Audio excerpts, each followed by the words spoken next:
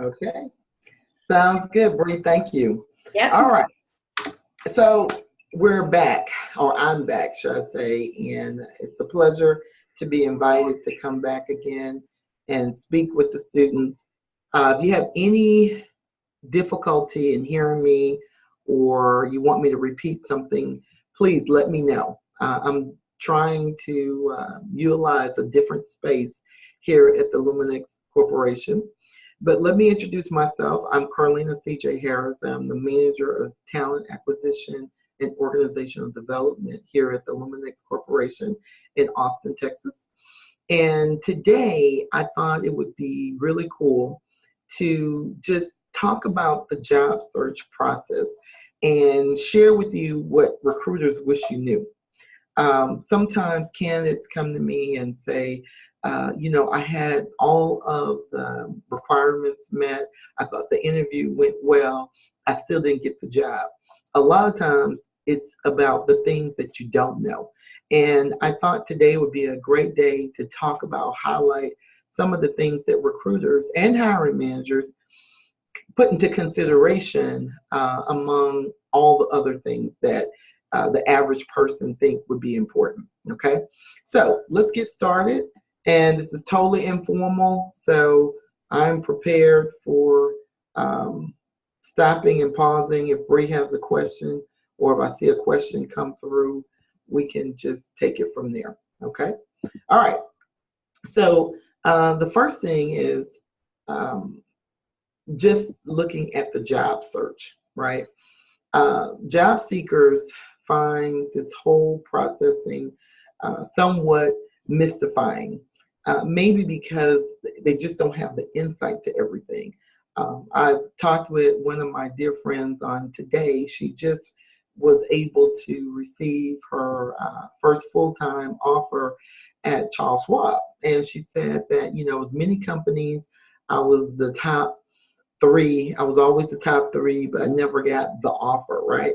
And so I told her, I said, a lot of times it's not you personally. There's a lot of different things going on.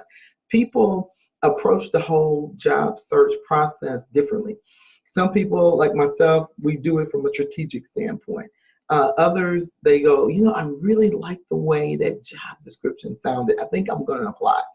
Or you have some folks who have never applied for a job and they simply were referred by either a family member, a former coworker, or a friend. So there's no right or wrong way to do it. Okay, I just want to be able to share some things that go beyond the resume, beyond the LinkedIn profile, beyond the cover letter. And if it's good advice, great. If it doesn't even help you in your future, no problem. No feelings hurt, okay? But I've been in this business for about 7 years. I've seen a lot of different things. And I've seen some things that work incredibly well and some things that don't work at all. So that's the approach I'm coming from. All right. So the first thing, I had a poll sent out because I was curious to see what your thoughts were. And one of the questions was, do you see recruiters as helping you get your next opportunity? If you don't, I was happy to see 9 yeses. That's great. The rest of you said maybe you're not using recruiters right. Okay. Recruiters are the connectors. They're the connectors to the hiring manager. They're the connectors to other recruiters. They're the connectors to former hiring managers that they used to work for.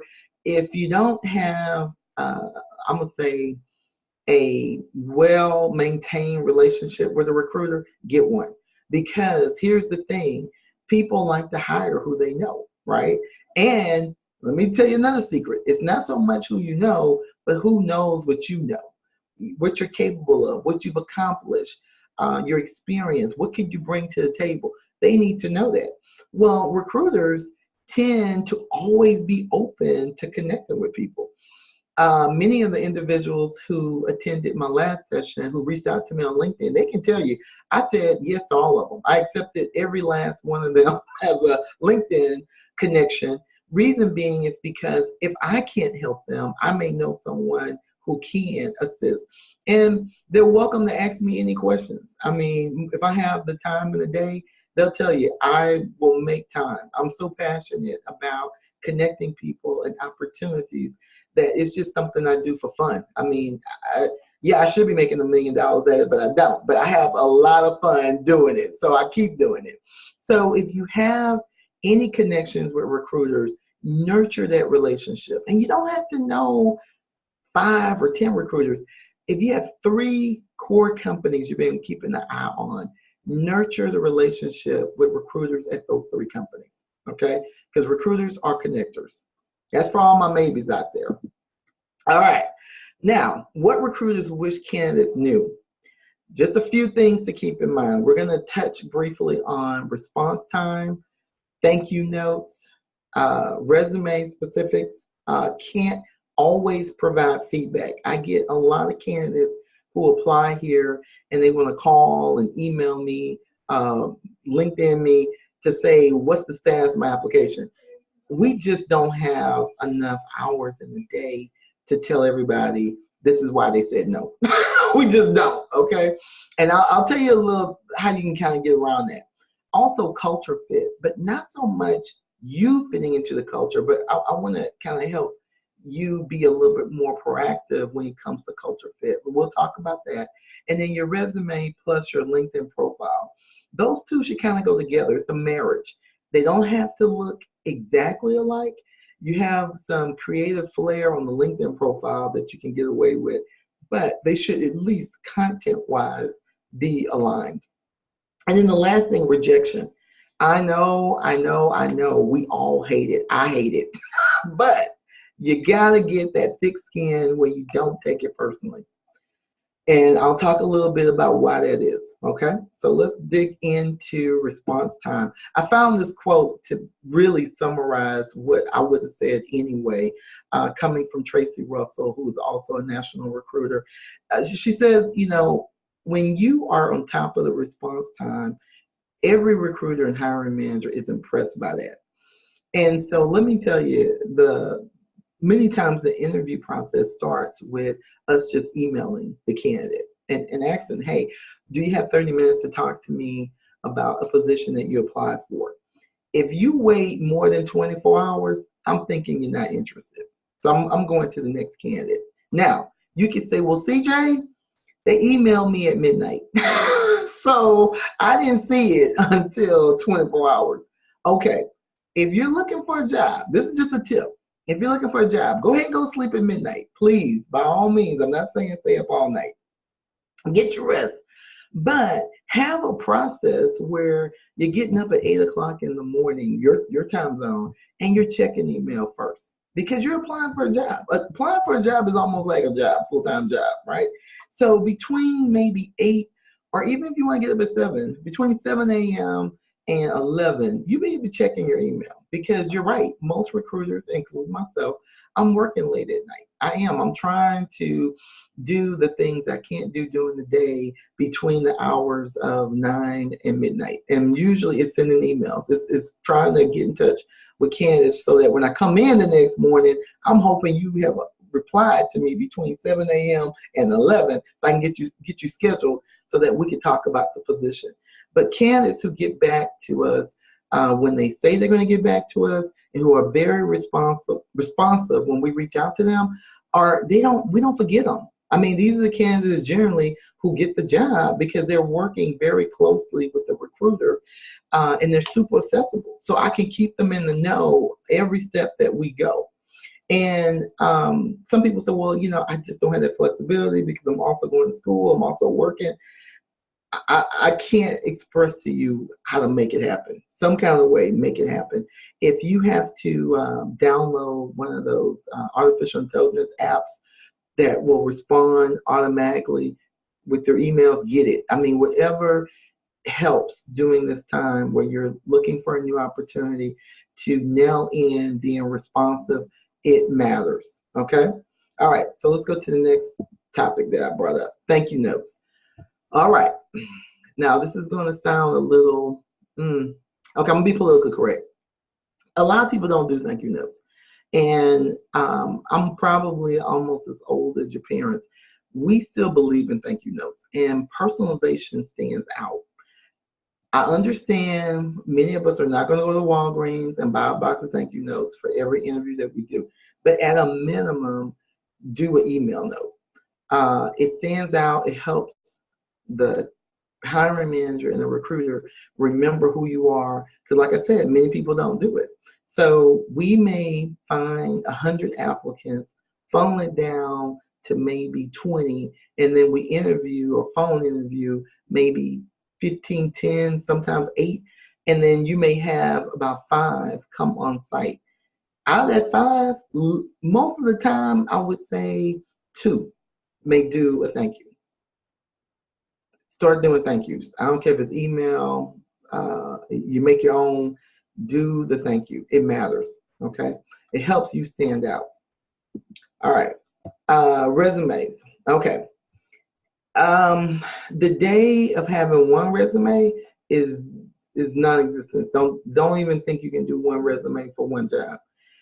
You almost become somewhat of a technical writer because you look at the job description, you see what is required, you see what they're looking for in the job description, and you try to highlight that in your resume.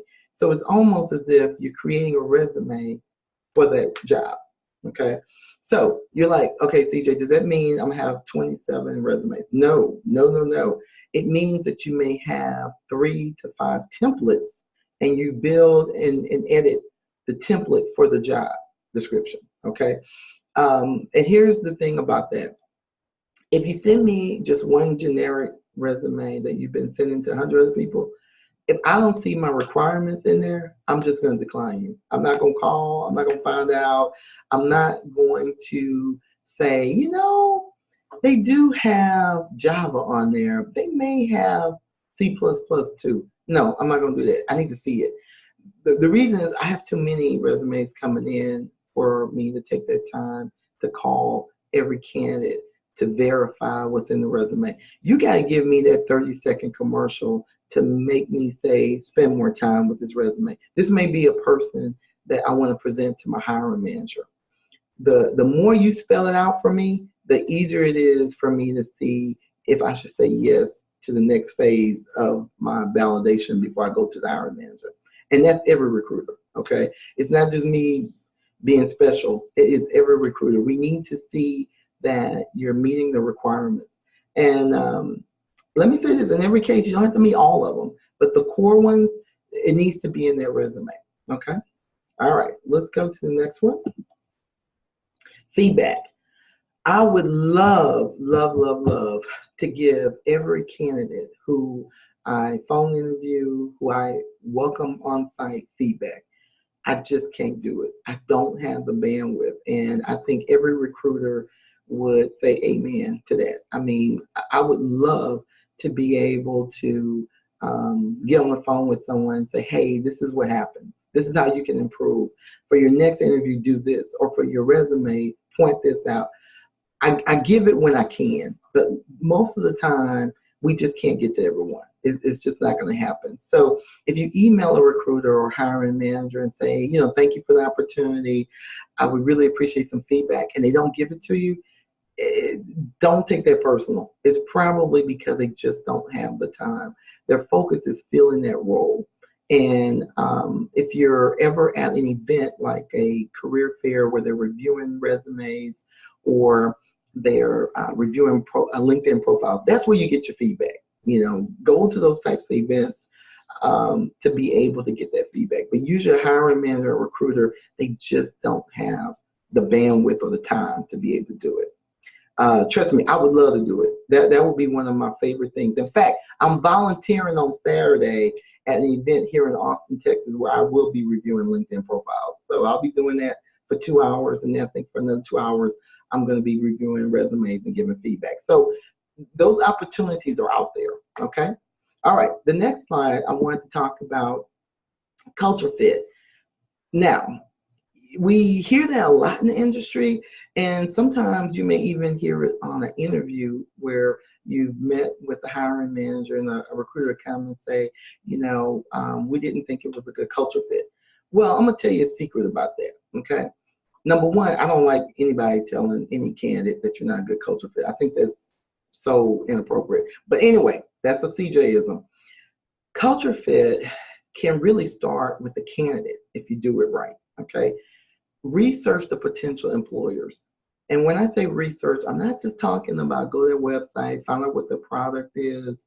Go look at what they say about culture. Go look at Glassdoor. Go look at Indeed. See what people are saying about the company. It'll give you some insight on the culture, okay? See what they say about their values. Look at values. Look at their mission. Look at what they're doing in the community. Look at different events that they sponsor, okay? You can zoom in on the culture fit. Then you ask yourself, would that be a good place for me? Because this is going to help you as you submit your resume for a role and you go interview, you already have some insight. I'm going to tell you a secret that I did. Indeed, it's a company that I applied for, and I connected with people that I knew who worked there. And I asked them, hey, would you like to have lunch? Well, guess what? I knew Indeed served lunch on campus on their site. And they said, yeah, I'd love to have lunch. And I said, can we do it on Indeed's campus? So they were like, yeah, sure, that'd be perfect. Wonderful idea. Let me treat you to lunch. So lunch was going to be free. Okay, that's number one. Number two, guess what? I got a chance to see. I got a chance to see the building, the layout, how people were dressed, the way the cafeteria was laid out. I got a lot of insight that most applicants probably didn't even think to do. That's kind of doing deep research, but again, you got to keep in mind I'm a recruiter, right? So I wanted to go see what the environment was like. And I would ask myself, could I see me coming to work every day like this? Could I work in that type of environment? And so once I felt like, yeah, I think I could, then I started applying for the opportunities before I came to Luminex. So it's a lot of different ways you can do research, but I really want to encourage people to first you determine if it's a good culture fit. Don't apply somewhere and get to the interview and then realize this ain't where I want to be, or they tell you you're not a culture fit. Okay. All right. So that's just an inside tip. Now, for my individuals who said maybe on the resume and the LinkedIn profile, should they be similar? The two should align. Okay. That's the word I like to say. If they don't align, then you're setting yourself up. And here's why. If we have decided that we're going to do a phone interview or welcome you on site for an interview, guess what we do? We review the resume, yeah, but we go look at your LinkedIn profile. We do it all the time. I have yet to meet a recruiter that has not done that, okay? So we look to see if there's some similarities or any holes, because we need to build up our questions for you about what you've been doing. And so have those two aligned. They don't have to look perfect. The resume could have more meat. The LinkedIn profile could have more of the highlights or accomplishments, whatever you want to do. But make sure the dates are the same, the company names match. Please make sure everything is spell check, please, on both documents. And then the last thing is make sure that it represents you well. It's a good representation of you. At the end of the day, that's really what you want to do. You want to make sure it's a good representation on both sides, okay? Now, someone the other day, I was talking with a group of students and they said, well, what about my Facebook and Twitter? And they gave me another one. I can't remember what it was, so y'all forgive me. They said, should that be aligned too? I said, okay, if you're looking for a job, you answer that question. You answer that question. I mean, because some recruiters will go look out in Facebook and Twitter. The thing I always tell everybody is your social media a good representation of you? Okay. If you have one that you want to be a little bit more conservative, go ahead and create your conservative page, and then have another one with your nickname, Wildside or whatever. We're not going to know your nickname. So we're just going to be looking at what your name is attached to. So just make sure it's a good representation of you. That's the thing I want you to walk away with. It's your brand. All right. Rejection. Do we have any questions real quick? Because I know I'm moving kind of fast, Bree. Okay, no questions, so I'll keep going. Rejection. All right. That little note that you get or that email, thank you for applying, but we saw other candidates that were more qualified, or I don't know what some of those letters say, but don't take it personally. Okay. You could match everything to a T on a job description, get an opportunity for a phone interview, and you didn't make it. You didn't make it to the next level. It could be a number of different reasons, okay? And here's just some things, it's some food for thought I want you to consider. It could be, the position is located in Arizona and you're in Austin, Texas, and the position doesn't have funding for reload. We're not going to say that. I mean, we can't just come out and say, you're a good candidate and we don't have it. What we always say is, you are aware the position is in Arizona. Are you willing to move to Arizona? Okay, on your own. And that's why some companies do not put no relocation or whatever. They may be trying to work it out. They haven't gotten approved yet. A whole bunch of different things are happening behind the scenes. And so if a candidate says, I will need assistance, well, if relo is not in the budget, wouldn't make any sense to have you continue with the interviewing process, okay? If relo is in the budget, then they may share what that, we can't do 100%, but we can do 50%. Are you comfortable with that?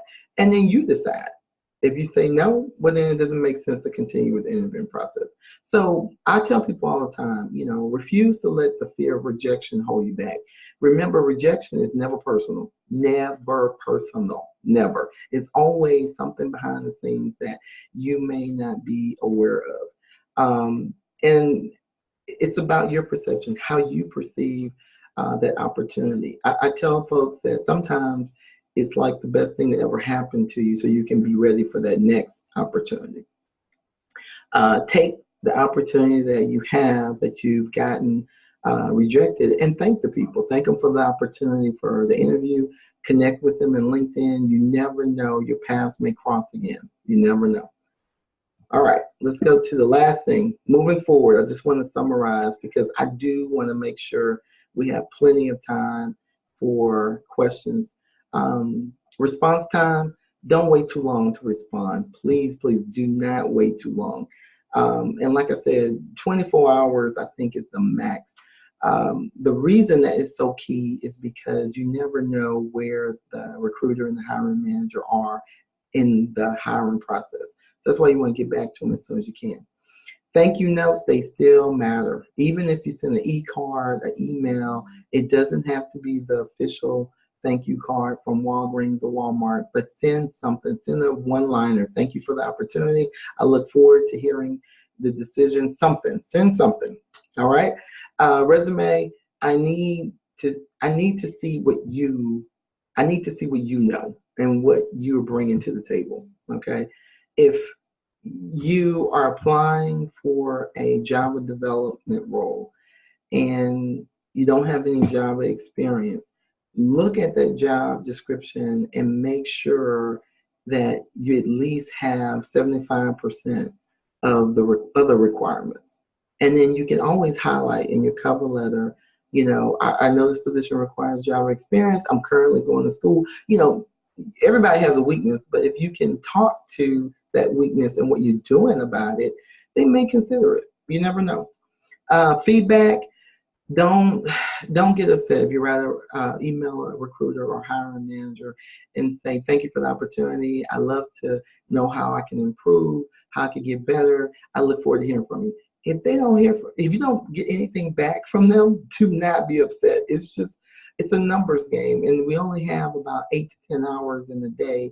And the other time, we're trying to walk our dog, be with our kids, go to the movies, eat dinner. So it's very, very difficult to get back to everybody. And I know people want it. I know they do. One day I pray I can write a book and just say, here's usually the feedback. Here are the top 10 feedback things we would love to tell candidates. But right now, I'm too busy recruiting. I haven't stopped to write the book yet, but it's just not enough hours in a day, so don't take it personal. Culture fit, do your research. You be the person to determine where that culture fit is for you first, okay? Because if you don't take that time to just, do that extra research, you may find that you're in a situation where they offer you the job and you start and you're like, oh my gosh, I wish I could stay home. Okay, so it's very, very critical to do your research as much as you can. I mean, you're not going to find out everything, but I encourage people who are looking for new opportunities to do their research on the culture. Okay, even ask questions. Ask questions to the recruiter, ask the hiring manager, whoever you come in contact with. See if the story is pretty much the same. Okay.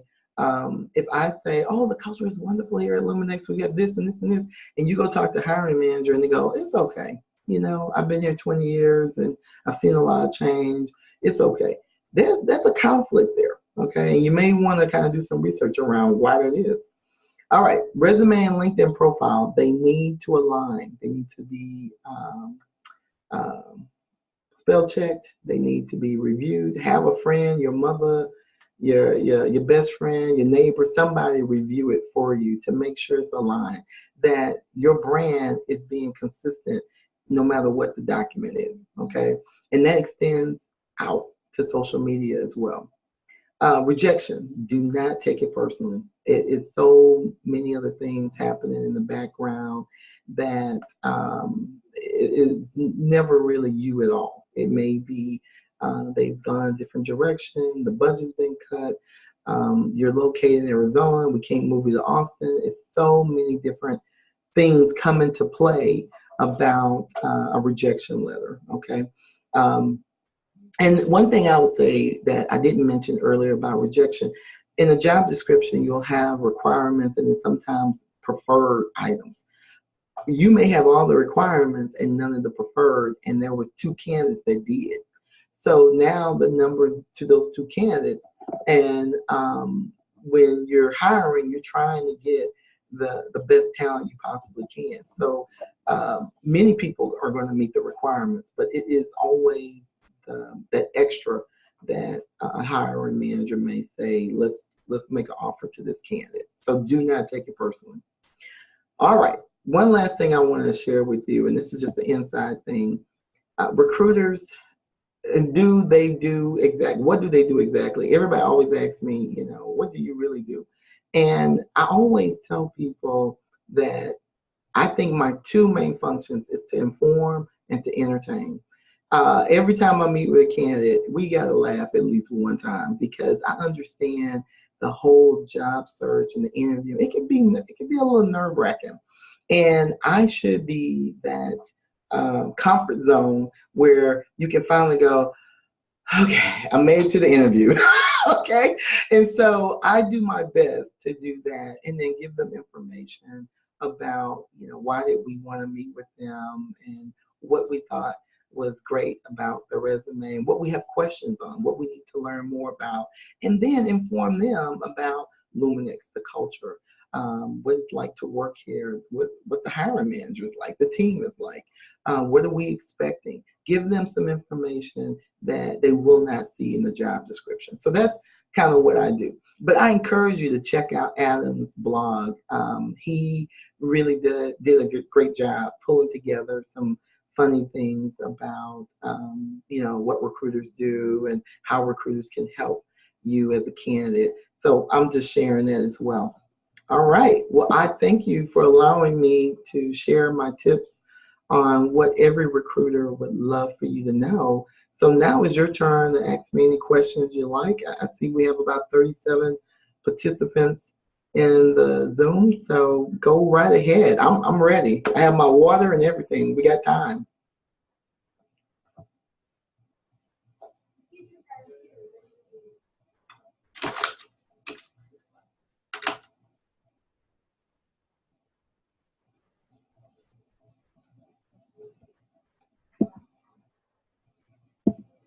Okay.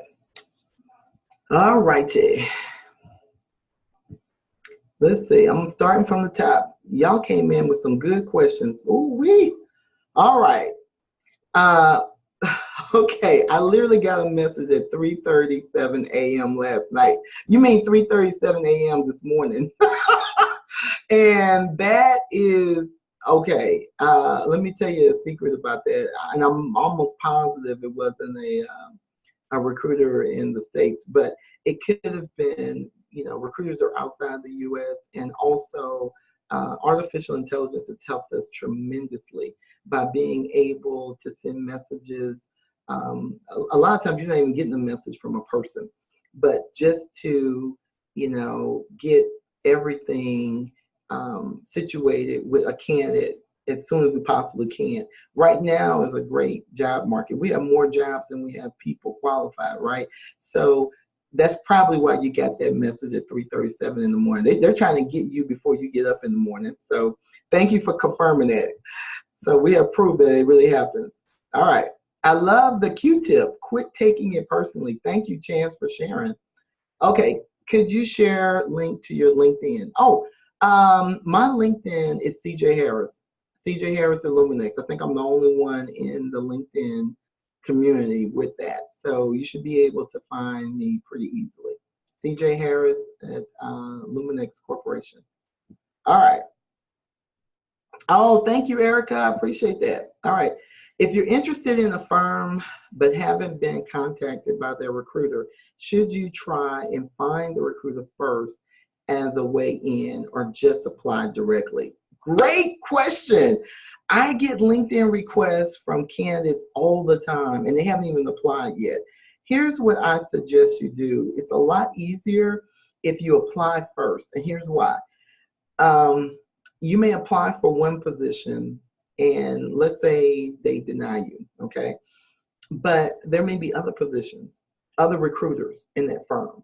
And the first thing we usually do is what? Search the ATS. Always, always, always, always go into the ATS, by the way, okay? So the first thing we do is we search the ATS. And so another recruiter may contact you. The thing that I like to suggest, and maybe I'm being a little biased, I'm a recruiter, I tend to nurture relationships with candidates who I have contacted first. Those who contact me, and I feel kind of as if they're hounding me about a job that they apply because they want status. They're always emailing me something about, I applied on Tuesday, and can you give me status by Friday? I recruit for at least 20 jobs. Okay, so there's no way I can get you status when my priority is my job requisitions. Okay, so I would suggest apply first always. And when a recruiter, you come in contact with a recruiter, nurture that relationship, because see, now they know you. They know you, they know what you're interested in. It's a win-win type of relationship to nurture. I wouldn't recommend hitting up a recruiter first. I really wouldn't. I think you can do it. In some cases, they'll be fine. But on the whole, I'm thinking it'd be better if you apply and then y'all have a conversation. They'll probably, if they're interested in what you have to offer, they may have seen your name first. Okay, that was a great question. Thank you, by the way. What kind of questions do recruiters like, dislike? You can ask me anything. I can't speak for all recruiters, but for me personally, you can pretty much ask me anything. I really appreciate it when people feel comfortable, and that's why I say my two main goals is to inform and to entertain. I want you to be comfortable to ask me questions about salary, culture, what do I like about working here. I should be that person. I'm the first contact to candidates from Luminex, and I want you to be able to ask me anything. I don't hold that against you. Now, I do know if you meet with a hiring manager and you get an opportunity to get an interview, and the hiring manager goes, hey, you have any questions, anything else you'd like to know? And you go, well, how much does this job pay? That's probably not going to go over very well, because you always want the hiring manager to have the sense that you're really interested in this job, the role, what you have to do, the company, how to help this company reach their goals. That's really what they want to hear. You can ask me how much the job pay, because I'm just going to look up in the database and I'll tell you this is salary range, because I understand my role is to help you see what's in it for you, right? Okay. Great question, by the way. But yeah, I think recruiters are totally fine with any question. You mentioned you're doing something with LinkedIn at Austin, Texas. What are you doing, when, and where? All right. I am not doing it with LinkedIn. I'm doing it volunteering with a group called Launchpad. I think it's called Launchpad Club, and they're having a employment expo. And they reached out to the HR community for recruiters to come and review attendees' LinkedIn profiles and their resumes. So from 10:30 in the morning to around 12, I think I'm going to be reviewing LinkedIn profiles and helping the attendees. I think we get time. I think you'll get 15 minutes with me, but I'll have some highlights of what I think they can do with their LinkedIn profile, what recruiters look for, how to get some, more recruiters to look at your profile. That's probably where I'll start.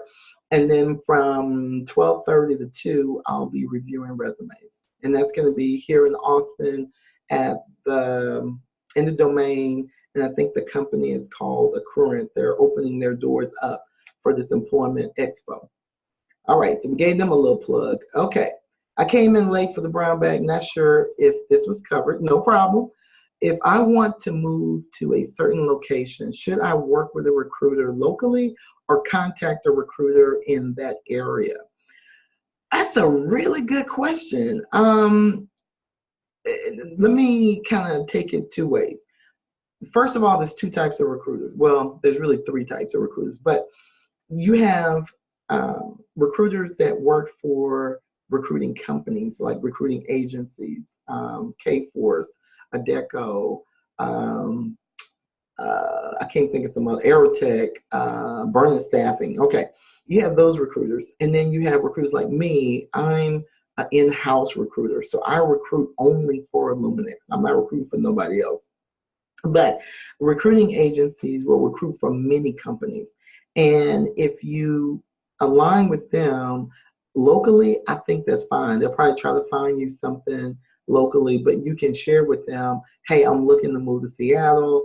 I'd love to know what clients you have in Seattle, because they have a huge database. So they're pulling candidates from all over. And the reason I know that is because I use them to fill some of my roles. Addison Group is one company I use. I use Soul Technologies. That's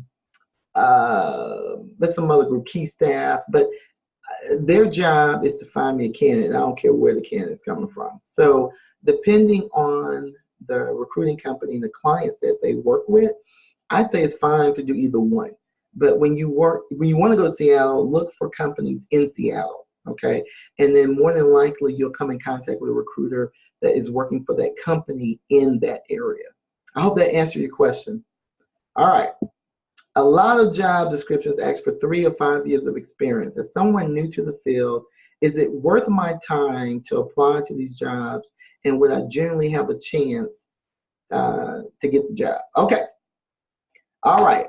I talked about this, Alex, in my other, my first web class. First of all, you got to get the experience. Okay. And you're going to tell me, well, how I get the experience and nobody going to hire me. All right. I got some secrets to that.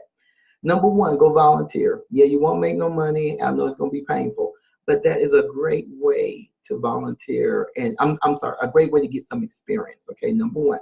Number two, since you're in school, look for entry-level positions.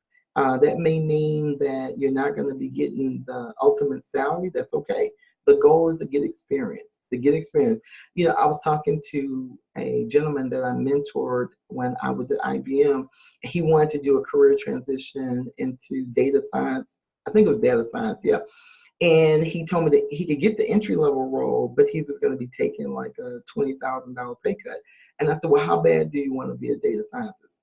And he said, really, really bad. I said, well, then take the pay cut, go to Walmart, work at Walmart, make the difference, and take the job, because experience is that valuable.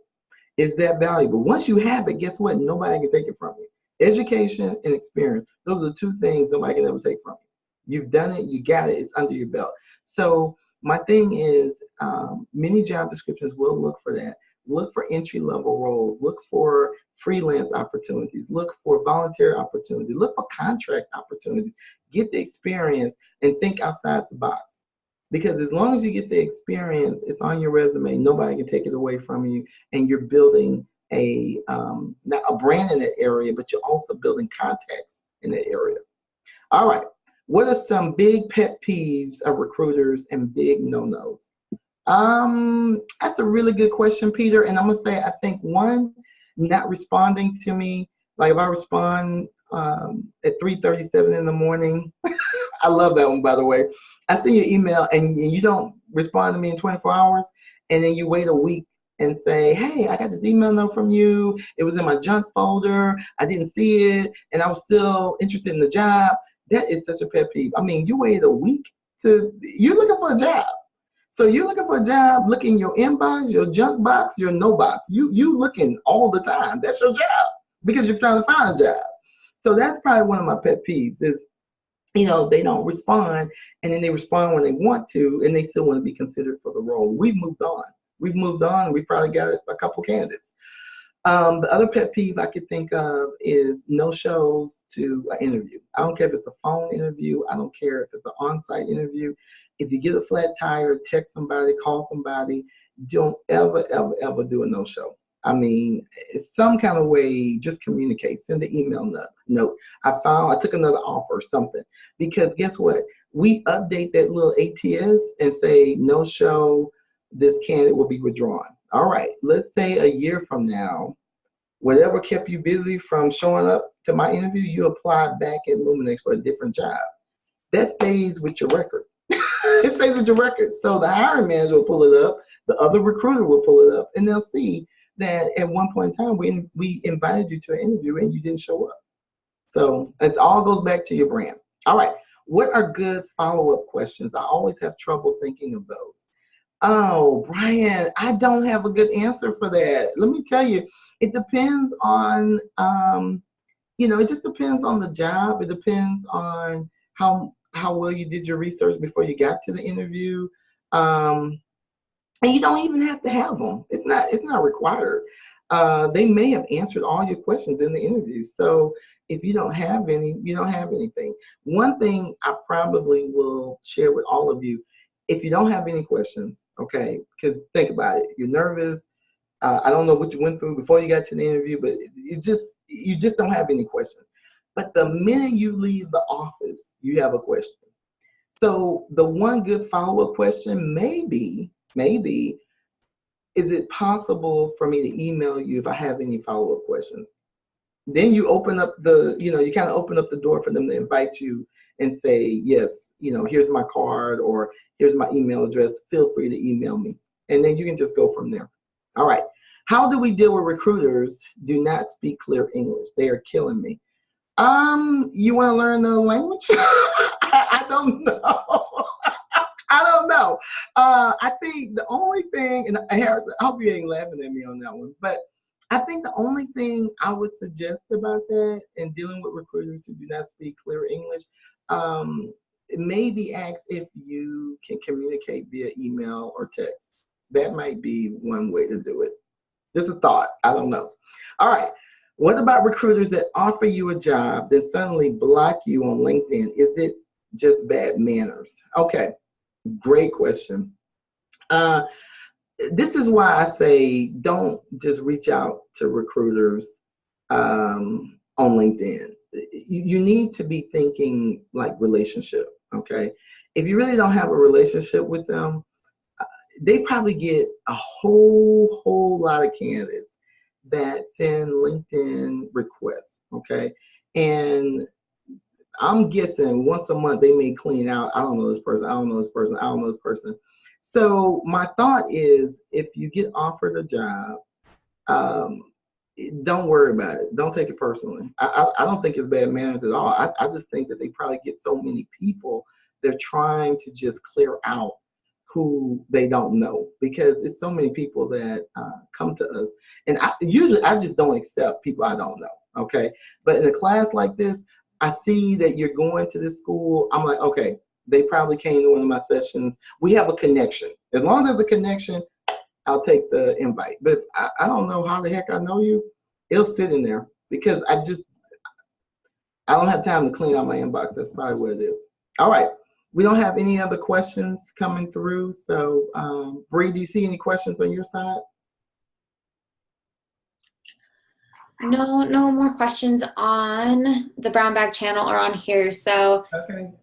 we've got like about 5 minutes with CJ left. So if you guys got some burning questions, make sure to drop them or unmute yourselves and ask. Yes, and if you don't want me to say your name, please tell me that, because I'm just reading, and so I'm not thinking, oh, I probably shouldn't say Brian's name on here. I'm not even thinking. I'm just like, oh, from Brian. Okay, Brian, yes. So I'm just talking. But I hope this has been really good for you guys. I really do. I think that um, I feel somewhat of a connection due to the fact that I've also transitioned. And many of you who came to the first session know I used to be a software engineer, and then I became a software development manager. And I was in technical for years before I came into HR as a recruiter and talent acquisition.